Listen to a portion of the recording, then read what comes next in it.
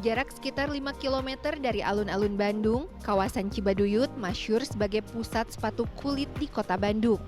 Keberadaannya konon sudah ada sejak tahun 1920-an dan terus bertahan hingga kini.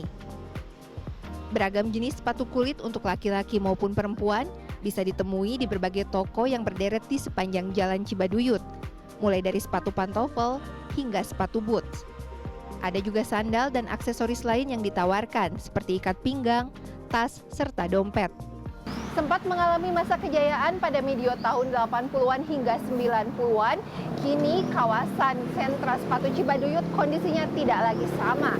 Deretan pertokoan yang berada di sisi kiri dan kanan jalan yang biasanya ramai oleh pengunjung, saat ini kondisinya cenderung sepi. Salah satu pedagang yang masih bertahan adalah Deden Sandi. Sejak 2010, ia meneruskan usaha sepatu kulit custom dari sang kakak yang dibuat secara handmade dengan menggunakan kulit premium. Deden menyebut penurunan pengunjung sangat terasa terutama setelah adanya pandemi COVID-19.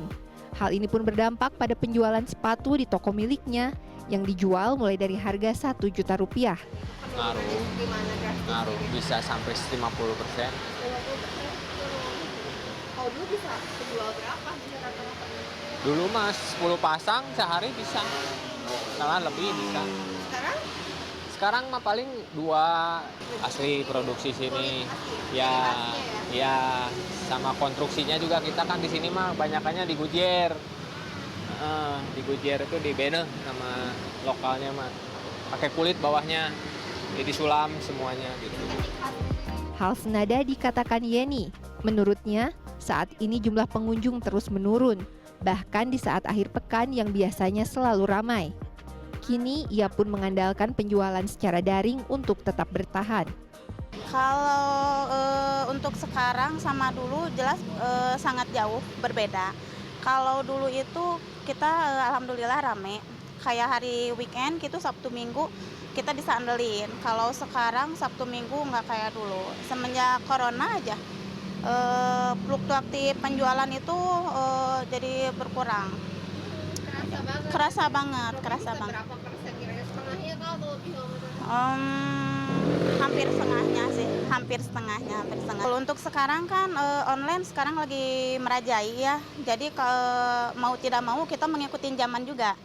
Kalau misalnya kita nggak ikutin zaman ya mungkin stuck di tempat. Tapi untuk sekarang ngikutin online juga ya alhamdulillah sih selalu ada. Jadi kalau nggak ada di sini ada di online gitu sih.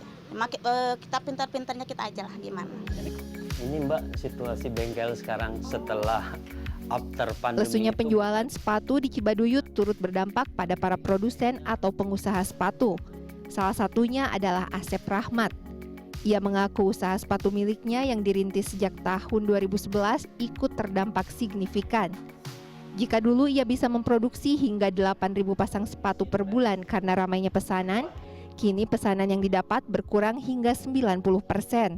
Tak jarang produksi sepatu berhenti total karena tidak ada pesanan. Ini kan kalau kayak penurunannya hampir 90%-an lebih sampai sekarang belum bisa recover ya Kang? Belum. Itu kalau dari sisi pegawai gitu berkurang juga atau gimana Kang? Oh, pegawai juga saya dari tadinya hampir 50 orang sekarang cuman bersisa 4 orang aja Mbak. Sisanya mungkin saya rumahkan atau ada juga yang sebagian udah pindah nyari kerja ke yang lain, ada yang masih tetap di dalam kota di Bandung, ada juga yang keluar dari Bandung seperti itu. Kalau dari sisi omset gimana Kang sekarang? Omset masih ya dikatakan 95% masih tetap hilang.